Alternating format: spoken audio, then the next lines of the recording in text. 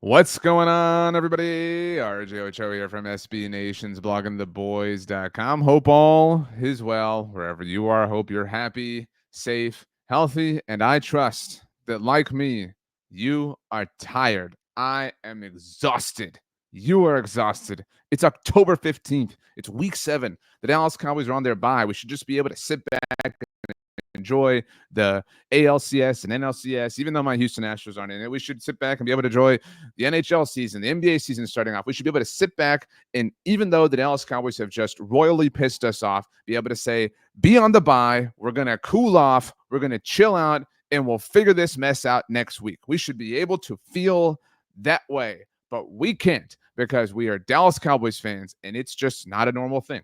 It is it has to be something different, something unique. What am I talking about? Well, I'm here to help you because that's my job at Blogging the Boys. We discuss, cover, analyze, assess the Dallas Cowboys 24/7, 365. Yes, 366 here in this sleep year, which is why you should subscribe right here to the Blogging the Boys YouTube channel. On our way to 30,000 subscribers. You can follow me, by the way, on Twitter, Instagram, or Threads at RJ Ochoa, or TikTok, RJ.Ochoa. If you want to send me an email, rj.ochoa@sbnation.com is how you do that. Also, make sure to check out bloggingtheboys.com for the latest and greatest in the world of Dallas Cowboys news, discussion, and analysis.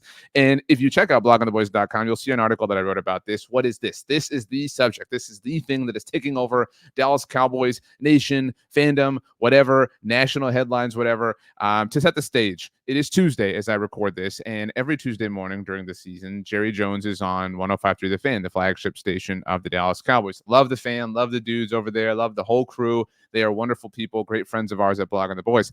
That being said, this interview got a little bit testy, got a little bit feisty, all right? And I don't know why, given that the Cowboys got destroyed by the Detroit Lions on Sunday afternoon, 47-9, given that it happened on Jerry Jones's birthday, given that the theater of it all was at a peak pinnacle level of power to the degree that I actually cannot believe. It was so unbelievable how the loss was dripping with narrative that it felt fake in some senses. I'm not a wrestling fan, but it felt very WWE, if that makes sense. Well, we got the WWE on Tuesday morning on The Fan. Here is the clip that everyone is seeing.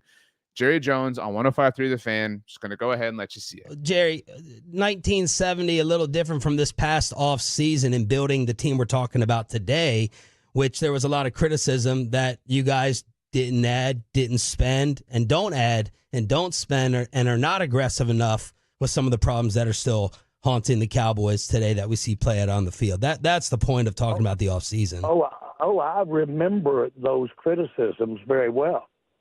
Okay, so what? Are they playing out to be accurate? What's your point? What's your point? My point is, it seems like Listen, let me tell you what I'll do. Let me tell you what I'll do about it.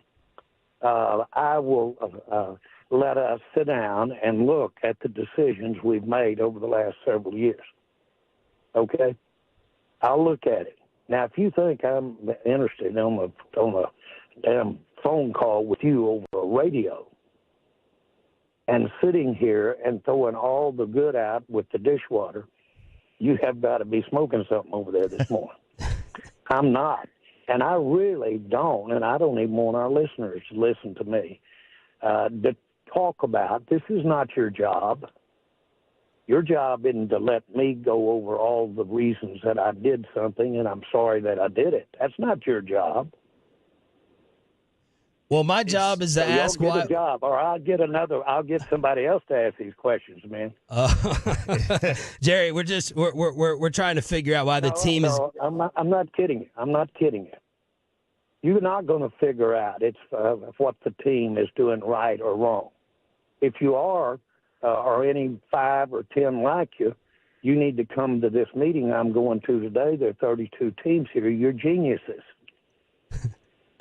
Jerry, okay. Y'all really think you're going to sit here with a microphone and tell me all of the things that I've done wrong and without going over the rights? Well, now, listen, we both know we're talking to a lot of great fans and a lot of great listeners, and I am very sorry for what happened out there Sunday.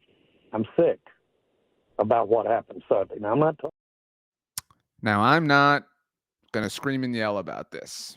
It's not my style, and I honestly don't feel compelled to do that. I know we all feel that way about some things, and I let a lot of emotions be seen on my sleeve in the post-game show that I did. That video dropped on Monday here on the channel if you want to go check that out. 45 minutes of you and me just kind of talking about the state of the team that we all love and right now that we all hate. This was, I mean, like, I can say a lot of things that were very obvious about it. This was over the top. This was unbelievable. This was unprofessional. I already said that we have great friends here at Blogging the Boys over at The Fan, and I do want to shout them out. Sean Sharif, RJ Choppy, Bobby Belt. They did an exceptional job at interviewing Jerry Jones, and if you're not following them, you should. If you're not following The Fan, if you're not paying attention to them, they do such a wonderful job. And I thought they did an incredible job here, especially at handling this after Jerry Jones threatened them. and I mean, like, that's a heavy word to say that he threatened them, but he did. And then I again, I don't know how you react to that, and I give them credit for it, but to kind of, oh, haha, yeah, you'll have us replaced, and then for Jerry to be like, no, I'm serious, I'm not kidding, is a really, you know, kind of makes the hair on the back of your neck stand up kind of thing. We've all been in situations like that, and I mean, it's, I think the important things are, besides the like freaking out and pointing of fingers that we're all going to have, the important things to note are, I believe, I think you're here because you want to hear my thoughts. I believe that Jerry understands that this is pretty bad. He was asked about fan apathy as well in this interview, and I agree with what he said. And they had a version of this at the training camp press conference to start training camp that, you know, kind of got twisted. But he said, look, I don't think that fans are apathetic. Look how mad they are. I'm paraphrasing here to be clear. But I agree with that point. Like, you and I, we're here right now, not because we're apathetic, from a point of caring, right? We clearly care a lot, which is why we're here. Now, I think what's frustrating to us is it feels like that caring has been, I would say, taken for granted and maybe even manipulated to a degree. And so we're not apathetic, but we are hardened. And I think that we're upset and we're fed up. And I think that that is finally starting to settle in. And I know how things like that sound. So I'm not saying that as like a point of hope, like, oh, we're doing this, we're making progress. But I do think that the Jerry and co realize we messed up. This is the Bradley Cooper phone call on The Hangover, right? Like, we messed up. And I think that they realized that maybe, I just got an alert, by the way, something happening on Twitter, making sure this isn't something important. I think it's about the Steelers. I don't know what happened. I certainly don't want to miss it for you if it has anything to do with the Cowboys. That's the whole reason I keep this monitor here. Where did it go? What happened here? The Steelers. Oh, this is Russell Wilson's going to start. Goodness gracious. This isn't even important. Anyway, I think I said that, you know, in the post-game video that I did, I think that the all-in stuff, all that whatever, was just the Cowboys talking. I think they realize we did take these people. I think that they assumed that we would just kind of stick with this as normal. I think if the Cowboys and Jerry specifically ever underestimated anything specific, if we have to trace things back to a specific point of origin, I think that he and they underestimated just how fractured the fan base became after the playoff loss to the Packers. And I can kind of understand them saying, like, well, why are they so mad? Like, we lose in the playoffs all the time. Like, what's new about this? And I get that, as depressing as that is. I think that now that if I speak for us, I think what broke us about it was it truly felt like the nothing is ever going to change kind of loss, right? You had everything here. You had no impediments. You had no boogeyman Aaron Rodgers on the other side. You had ironically so, because it was against the Packers. I mean, you had a clear path. You were undefeated at home. You were going to be able to play every single home game. At the very least, we expected you to go get massacred in San Francisco in the NFC Championship game, right? Like, and so I think that they underestimated just how pissed off we were. And I think that the first misstep was the gaslighting of, we're going to be all in and whatever. And then they were just dug in, and they were either having fun with it or didn't know any better or whatever. I know people will say they absolutely knew better, and you're not wrong. And so now I think that we all have been in situations in life, all of us where we have been wrong and we have tried to defend it, right? I do that all the time. I try to justify. We try to defend. We try to, explain, right? Like, well, no, I wasn't really wrong. I just, we've all done that, right? And that's okay. That's normal. That happens. And hopefully we all are able to reach a point of clarity where we say, okay, you know what? I was wrong, right? Like, how many times have you heard people say, like, that's not an apology, whatever. And I think that that's what this is. I think that this is my read on this as somebody who has listened to and analyzed many, many, many Jerry Jones interviews over the course of my career. I think he understands that they messed up. And I think that they are nervous because they don't have an out. Now their out is firing Mike McCarthy or letting his contract expire at the end of the season, whatever.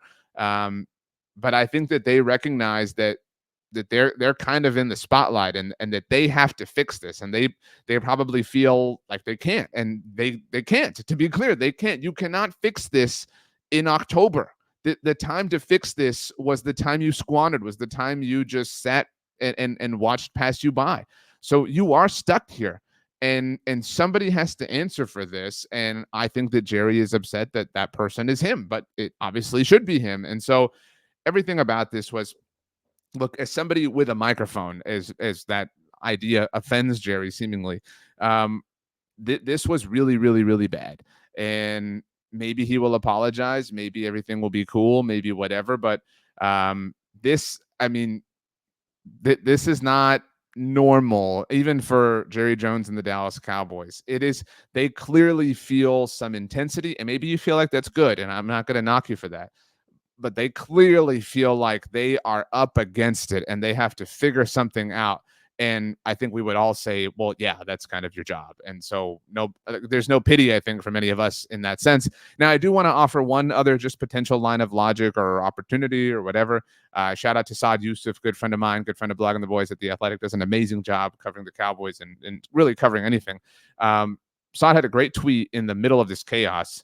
And I'm paraphrasing again, where he said, if you think this was an accident, like you're really not getting this, because now everybody's talking about the Dallas Cowboys. And Saad is completely right and completely true in that, because anywhere you look, any national headline, any blog, any post, any, lower third, any whatever is going to be about Jerry Jones threatening to fire the radio host at 105 through the Fan. And it should be, because it is a big story.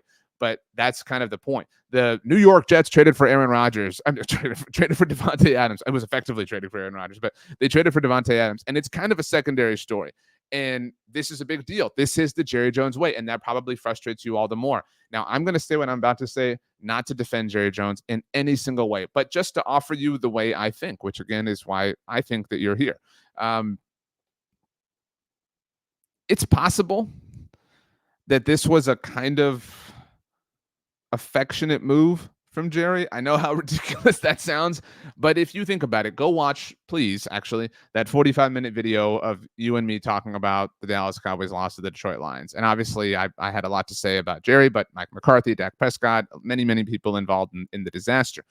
Now, after this radio interview with the Cowboys on bye, by the way, nobody's talking about Mike McCarthy.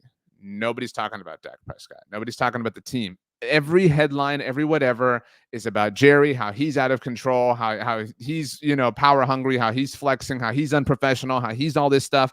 And again, it should be based on what he said. But if I am tinfoil hat conspiracy theorying this just a little bit, I do wonder if this was a bit of a move to shift some attention, to shift the heat from the people involved on his team to him. And that is a very selfish thing to do, right? To absorb all of the attention, but to do it in a selfless way kind of makes it weird, potentially. I mean, like I'm really grasping at straws here. It makes me think about, I've mentioned this before, but there's an episode of Friends, phenomenal episode because it's an episode of Friends and all of them are phenomenal, where Joey and Phoebe are having this kind of philosophical disagreement. And Joey is saying there's no such thing as a selfless good deed. And his whole argument hinges on the idea that even when you do a good deed, even if it is selfless, even if you give something up of yourself to accomplish the deed in question, that you feel good, right? You establish some level of internal happiness because you're happy to have helped whoever it was in whatever the case may be. So you're still getting something out of it, right? So it's a selfish good deed. There's truly no selfless good deed. It's an interesting kind of thing. It's a fun episode. You should go check it out. This is kind of the opposite of that, where this is a completely selfish, selfless act. Again, if I'm right, if I'm correct, if it was a move or an act to attract or absorb attention, right? It is, I haven't seen I think it's A Quiet Place too, but when John Krasinski's character like makes all the noise to save his family or whatever, I've seen that on TikTok several times. It's kind of that. It's kind of like, hey, everybody, I know the team really sucks, but I'm a jerk. Everybody look at me. Everybody, oh, hey. Like it's that, right? And if I'm right, or it really is like just power hungry, upset, unbelievable, like wild, just unbelievable whatever stuff. So the best option here is still really, really, really bad, but it's microscopically better. So let's hope for the microscopically better. Wow, I cannot believe that one day after we lamented about all this stuff, that here we are again. Just, I feel like Ben Affleck in the meme, like, come on, man, just let us just stop being the way that you are for a moment in time. Just let us be annoyed in peace for a second, and let us figure out how we want to feel. Please, just let us do that. We do that here on the Blog on the Boys YouTube channel, or if you haven't subscribed yet, wow, that hurts my feelings, but we are on the way to 30,000 subscribers, so I hope that you are a part of what helps us get there. My name is RJ Ochoa. You can follow me on Twitter, Instagram, Threads at RJ Ochoa, TikTok, RJ.Ochoa, where I watch those clips of A Quiet Place 2. I'm really sorry if I spoiled that for you, by the way. I didn't even think about that till right now. Email is rj.ochoa@sbnation.com. I've got power rankings that I was in the middle of working on that obviously fell to the wayside, that I'll pick back up working on because reasons. So make sure to check out bloggingtheboys.com to read those. I don't know where I'm going to have the Dallas Cowboys, but I can tell you it is probably not going to be very high because, once again, reasons. I hope you have a phenomenal day. I hope you have something delicious to eat. I hope you enjoy something amazing on television, and I hope to see you soon here on the Blog on the Boys YouTube channel. Thanks so much for hanging out. See you next time.